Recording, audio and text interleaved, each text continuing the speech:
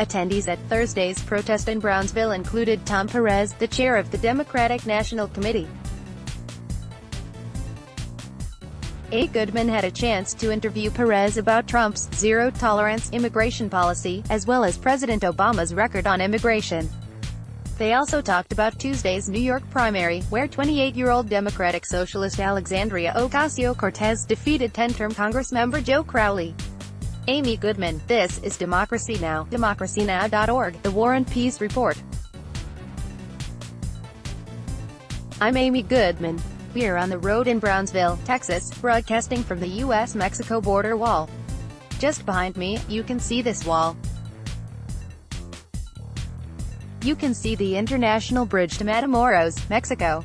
On this bridge, just behind where we're broadcasting, people seeking asylum have been turned away, told there's no rumor to come back later. Many wait days or weeks, baking in the hot sun, sometimes with young children, fearing violence if they return to their home countries. In fact, we're right in front of a section of the wall. This is the Rio Grande Valley area, where thousands of parents and children have been forcibly separated by the Trump administration after they crossed and were apprehended by Border Patrol agents. On Thursday, more than 1,000 people gathered here in Brownsville outside the federal courthouse to demand all the families be reunited. Today, we are bringing you voices of protest. Among those at the protest was the Democratic National Committee Chair Tom Perez. I asked why he'd come to Brownsville. Tom Perez: "I'm here today because injustice anywhere is a threat to justice everywhere. What has been happening at the border, where children, young children, some in diapers, are ripped apart from their parents, is not only illegal, it's inhumane, so inconsistent with our values as a nation. This president, this Republican Party, has failed every test, legal test, moral test, of leadership. And I'm here to make sure that everybody knows that we are on their side. We, as Democrats, are going to be fighting for them. We're going to, and we're not going to relent." Amy Goodman: "Your response to Alexandria Ocasio-Cortez, her victory over Tom Perez? Well, she ran a spectacular campaign. My two daughters texted me that night their excitement. I left a message for her about my excitement. She's inspiring a lot of." Amy Goodman: "DNC didn't support her, though, supported Joe Crowley." Tom Perez: "There was we didn't get involved. No, we didn't support either candidate. We were not involved in that race." Amy Goodman: "So, how will you be involved now?" Tom Perez: "Well, she has no opponent. I mean, we're obviously supporting her.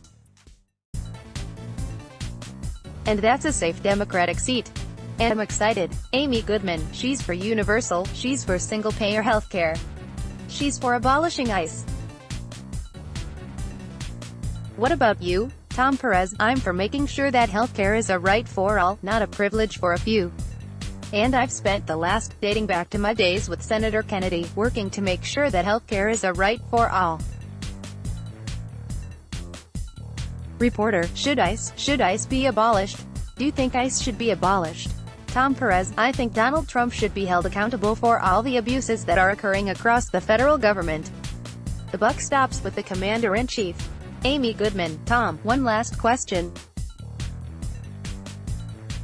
People here also raise concern that although Trump has certainly escalated the crisis, that Obama laid the groundwork, calling him the deportee-in-chief. Your thoughts on this?" Tom Perez: President Obama brought us DACA. President Obama helped to pass a bipartisan immigration reform bill in 2014. What they all have in common is Republicans took them apart. It's important to remember that. If we had a Democrat in the White House, we'd still have DAPA. We could have DAPA. We would have comprehensive immigration reform. This one lies firmly at the foot of the Republicans.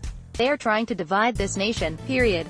This piece was reprinted by Truth Out with permission or license. It may not be reproduced in any form without permission or license from the source. The endorsement shows the party elite is out of touch with its base and scared of progressives. Sanders delegates did not succeed in changing DNC rules, but they brought the TPP to the forefront of media discussions. Many Sanders supporters are calling the rule change a slap in the face to progressive outsiders.